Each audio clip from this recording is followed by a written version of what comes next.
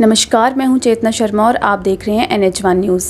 कई दिनों से हम आपके सामने क्लस्टर यूनिवर्सिटी ऑफ जम्मू के जो मुद्दे चल रहे हैं हम आपके सामने रख रहे हैं और आज फिर क्लस्टर यूनिवर्सिटी जो है सवालों के घेरे में है। एक नया इशू जो है वो सामने आया है क्लस्टर यूनिवर्सिटी ऑफ जम्मू से। तो आज हमारे साथ हैं state vice president JJSF Atul Sudan ji. उनसे हम बात करेंगे और जानते हैं कि अब क्या नए इश्यूज़ जो हैं वो क्लस्टर यूनिवर्सिटी से सामने आए हैं। आपका बहुत स्वागत है सर। तो अभी एक नया जो इशू यहाँ पे चल रहा है वो ये बोला जा रहा है कि ऑनलाइन सबमिशन जो एग्ज़ामिनेशंस की जा रही हैं उनकी सबमिशन में काफ़ी प्रॉब्लम्स आ रही हैं। तो क्या इशू चल रहा है ये? देखिए, सबसे पहले तो मैं शुक्रिया करूँगा NH1 का, जिन्होंने स्टूडेंट्स की बात रखने के लिए हमें यहाँ पे मौका दिया।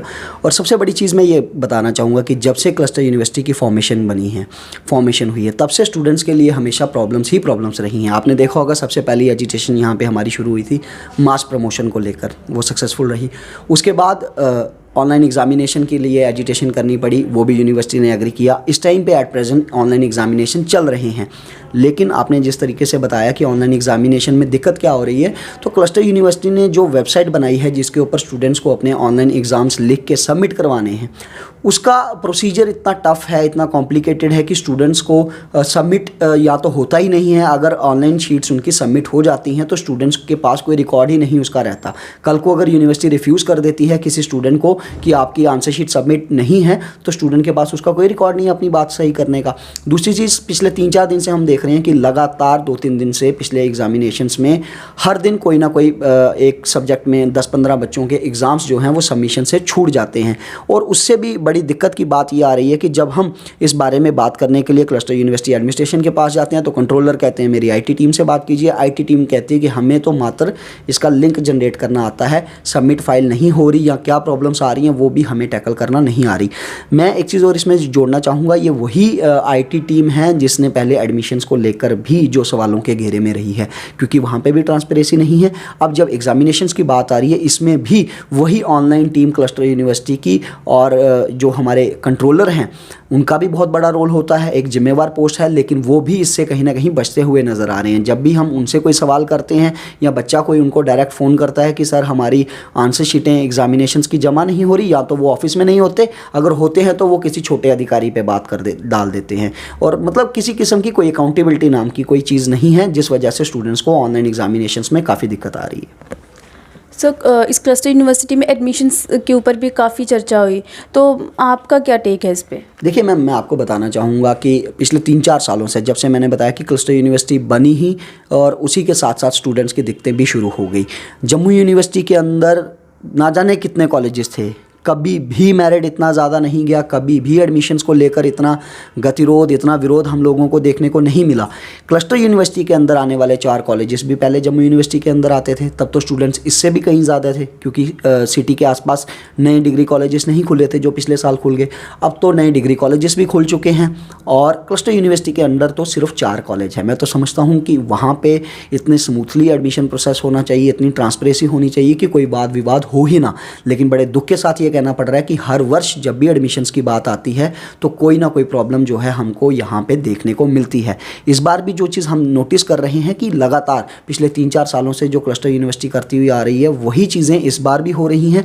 इनटेक कैपेसिटी जो है यूनिवर्सिटी ने दोबारा कम कर दी है। इसमें मैं एक चीज़ और जोड़ना चाहूँगा, आपने देखा होगा कि कल ही हमारे लीडिंग सभी न्यूज़पेपर्स, न्यूज़ एजेंसीज में एक खबर आई है कि मेडिकल की सीट्स जो हैं वो बढ़ाई हैं। अक्सर ऐसा ही होता है किसी भी यूनिवर्सिटी में, प्रोफेशनल बोर्ड में, कॉलेज में, क्या होता है इंफ्रास्ट्रक्चर बढ़ाया जाता है और इनटेक कैपेसिटी को बढ़ाया जाता है। लेकिन क्लस्टर यूनिवर्सिटी मात्र एक ऐसा एजुकेशन इंस्टीट्यूशन है जम्मू कश्मीर का जहाँ पे इनटेक कैपेसिटी कम की जा रही है। और इस दफ़ा तो इतनी ज़्यादा हद हो गई क्लस्टर यूनिवर्सिटी की 85-90% वाले बच्चों को भी एडमिशन से डिप्राइव रखा गया है। और सबसे बड़ी चीज़ जो इसमें हम देख रहे हैं कि एडमिशन प्रोसेस में कहीं पे भी ट्रांसपेरेंसी नहीं है, जिस वजह से हम लोग प्रदर्शन कर रहे हैं और तब तक शायद करते रहेंगे जब तक प्रत्येक छात्र को क्लस्टर यूनिवर्सिटी में एडमिशन नहीं मिलती। सर आपने इनटेक कैपेसिटी की बात की, तो ऐसा तो नहीं है कि इस साल कोविड के चलते बच्चे जो हैं वो बाहर एडमिशन्स नहीं ले पा रहे हैं, तो शायद इस वजह से यहाँ पर ज़्यादा फॉर्म जो है वो लगे हैं, तो इस वजह से एडमिशन्स में प्रॉब्लम हो रही है? बिल्कुल मैम, आपका बहुत ही एक अच्छा सवाल है कि कहीं ऐसा तो नहीं है कि कोविड की वजह से। बिल्कुल ऐसा नहीं है। पहले भी इतने ही स्टूडेंट्स जो हैं वो फॉर्म भरते थे। मैंने आपको कहा कि क्लस्टर यूनिवर्सिटी में परेशानी ये आ रही है कि ये दिन ब दिन जो है अपनी इनटेक कैपेसिटी कम कर रहे हैं, और ये हम भी नहीं बोल रहे। अभी इन्होंने परसों ही एक अपनी लेटर निकाली है जिसमें ये कह रहे हैं कि पिछले साल के बराबर इनटेक कर दो, 800 सीटें बढ़ा दो। इसका मतलब एक साल के अंदर इन्होंने 800 सीटें घटाई थी। तो पिछले 3-4 सालों में इन्होंने कितना इनटेक कम किया, ये एक बड़ा विषय है। सीटों को बढ़ाने के बजाय इन्होंने वो सीटें कम की हैं। इसमें एक वजह मैं और भी बताता हूँ कि पेड सीटों का चलन जो है क्लस्टर यूनिवर्सिटी में चल चुका है। बीबीए की बात करें, बीसीए की बात करें, कमर्शलाइजेशन की तरफ ध्यान ज़्यादा है, रेवेन्यू इकट्ठा करने की तरफ ध्यान ज़्यादा है। इसलिए गवर्नमेंट सीटों को अब पेमेंट सीट्स के ऊपर कन्वर्ट किया जा रहा है। ये क्लस्टर यूनिवर्सिटी एडमिनिस्ट्रेशन की एक चाल है, ये बोलना कि कोविड की वजह से बच्चा बहुत ज़्यादा है, सीटें तो उतनी ही हैं। नहीं, सीटें कम हुई हैं, और ये अक्सर होता है, ये पहली बार नहीं है, अक्सर ऐसा होता है। पहले इनकी लिस्टें निकलती हैं, फिर स्टूडेंट्स को रोड पर उतरना पड़ता है, और उसके बाद अपने आप ये दोबारा इनटेक कैपेसिटी बढ़ा देते हैं। इन्होंने तो अब ये रूटीन स्टेप बना लिया। मेरे ख्याल से तो इनको अब शायद मज़ा आता है प्रोटेस्ट देखने का, इसलिए ये हर वर्ष ऐसा करते हैं। आपने कहा कि ये जो क्लस्टर यूनिवर्सिटी है वो हर साल इनटेक कैपेसिटी जो है वो डिक्रीज़ कर रही है, यानी कि हर साल जब भी हम किसी ऑर्गेनाइजेशन या किसी कॉलेज की बात करते हैं तो इंफ्रास्ट्रक्चर इंक्रीज़ होना चाहिए, क्योंकि हर साल इतने फॉर्म लग रहे हैं, इनका इतना रेवेन्यू जनरेट हो रहा है। तो क्या आपको लगता है कि ऐसा क्यों हो रहा है, क्यों जो है ये अपनी इनटेक कैपेसिटी इंक्रीज़ नहीं कर पा रहे? देखिए, मैं वही चीज़ आपको बता रहा हूँ कि मैंने अभी भी उसी चीज़ का जवाब दिया कि कमर्शलाइजेशन की तरफ ध्यान ज़्यादा है। सीटें, इंफ्रास्ट्रक्चर तो बढ़ा रही हैं, स्टाफ तो बढ़ रहा है, लेकिन इनटेक कैपेसिटी घटाए जा रहे हैं। घटा के उन्हीं सीटों को ये पेमेंट सीट्स में कन्वर्ट कर रहे हैं। ठीक है, ये सबसे बड़ा सवाल है, और कहीं ना कहीं मिस मैनेजमेंट जो है वो क्लस्टर यूनिवर्सिटी एडमिनिस्ट्रेशन में दिख रही है। और उसकी सबसे बड़ी वजह यह भी है कि क्लस्टर यूनिवर्सिटी का कोई अपना वाइस चांसलर नहीं है। जब तक क्लस्टर यूनिवर्सिटी का कोई अपना वाइस चांसलर नहीं होगा, एक्टिंग वाइस चांसलर हैं जो जम्मू यूनिवर्सिटी के वाइस चांसलर हैं, वही इसको देख रहे हैं। जब तक क्लस्टर यूनिवर्सिटी का अपना वाइस चांसलर नहीं होगा, पूर्ण रूप से कोई भी इसकी तरफ ध्यान नहीं दे सकता। और आपकी बात बिल्कुल दुरुस्त है, इनको तो चाहिए था कि अगर पिछले बार आंदोलन हुआ था इतना बड़ा और इनको बाद में सीटें बढ़ानी चाहिए थी, इस साल तो इनको प्रिपेयर्ड रहना चाहिए था इन चीज़ों के लिए। इस बार तो इनको ये भी पता था। अगर ये कहते हैं कि कोविड की वजह से बच्चा ज़्यादा है, अभी इनको मालूम है, तो क्या ये 2 महीने पहले नहीं पता था? अगर इनको पता था तो इनको चाहिए था कि पहले से ही इन चीज़ों के लिए प्रिपेयर्ड रहते। अभी तो हायर एजुकेशन के प्राइवेट सेक्टर ऑर्डर निकाल रहे हैं कि जिन स्ट्रीम्स में डिमांड ज़्यादा होगी 10% सीटें बढ़ाएंगे। कब बढ़ाएंगे? जब बच्चा रोड सड़कों में उतरेगा। कोविड की गाइडलाइंस में एक तरफ आप खुद कहते हैं सोशल डिस्टेंसिंग बनाइए, दूसरी तरफ आप खुद स्टूडेंट्स को मजबूर कर रहे हैं कि वो एक दूसरे के ऊपर चढ़ के वहाँ पे आंदोलन करे, रोड ब्लॉक करे। ये चाहते ये हैं क्लस्टर यूनिवर्सिटी वाले कि शायद इसी तरह से गतिरोध, विरोध, प्रदर्शन होते रहें। शायद इसमें अब इन लोगों को आनंद आने लग पड़ा है। सभी रिसेंटली स्टूडेंट्स के प्रोटेस्ट के बाद एक नोटिफिकेशन जारी किया है क्लस्टर यूनिवर्सिटी ऑफ जम्मू ने, तो क्या डिसीजंस लिए गए हैं उसमें? देखिए मैम, मैं सबसे पहले ये चीज़ कहना चाहूँगा, इसमें एक सबसे बड़ा सवाल जो उठता है वो है क्लस्टर यूनिवर्सिटी के एडमिशन प्रोसेस की ट्रांसपेरेंसी के ऊपर। क्योंकि आपने देखा होगा board of professional entrance examination की ऑनलाइन लिस्टें निकलती हैं, जम्मू यूनिवर्सिटी की ऑनलाइन लिस्टें निकलती हैं, कहीं पे भी इतनी कन्फ्यूज़न नहीं है जितनी क्लस्टर यूनिवर्सिटी में है। आप खुद भी अगर उस वेबसाइट को देखेंगे, एक पढ़ा लिखा, मैं तो समझता हूँ उनके स्टाफ वाले खुद कई बार कन्फ्यूज हो जाते हैं कि सीट मैट्रिक्स क्या है, कितनी सीटें बची हुई हैं, किस कैटेगरी का कट ऑफ कितना है, कुछ भी जो है वो पब्लिक के स्टूडेंट्स के सामने नहीं लाता।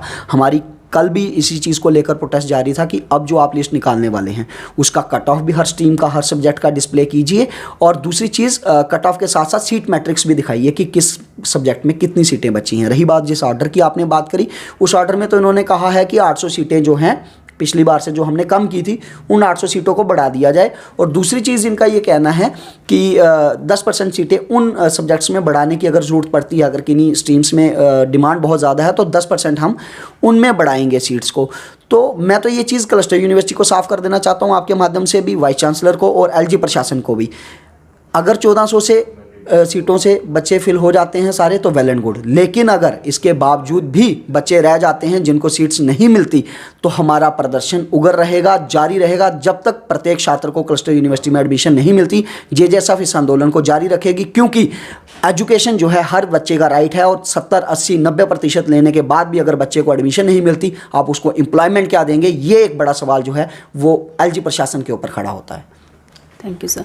तो हमने बात की अतुल जी से, जिन्होंने बताया कि 2017 से ये क्लस्टर यूनिवर्सिटी जो है इस्टेब्लिश की गई। उसके बाद हर दिन हर साल जो है क्लस्टर यूनिवर्सिटी में नए इश्यूज़ आते हैं, लेकिन इनकी जो बात है क्लस्टर यूनिवर्सिटी नहीं सुन पाती, कोई इनके डिसीजंस नहीं लिए जाते, और ये सरासर नाइंसाफ़ी है आने वाली जनरेशन के लिए और प्रेजेंटली जो बच्चे एडमिशन्स के लिए लड़ रहे हैं उनके लिए भी। धन्यवाद।